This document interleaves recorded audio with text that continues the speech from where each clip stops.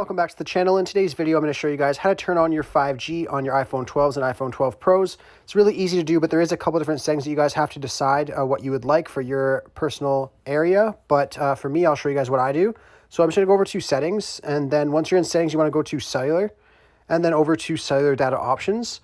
You'll then see here it has three options: data roaming, data mode, and voice and data. You want to click on the voice and data. Then here's where you see the couple different options you can choose from. So now if you choose the 5G on option, it uses 5G whenever it's available, when it may reduce battery life. So if you're in a city or somewhere with a lot of 5G connectivity, then you might want to opt for that because you'll have 5G all the time most likely. But if you're in an area where you don't have a lot of 5G service yet, you could choose the 5G auto option, which will not significantly reduce your battery life, and it will also use 5G whenever it can, and it will go to 4G when it doesn't have 5G connectivity.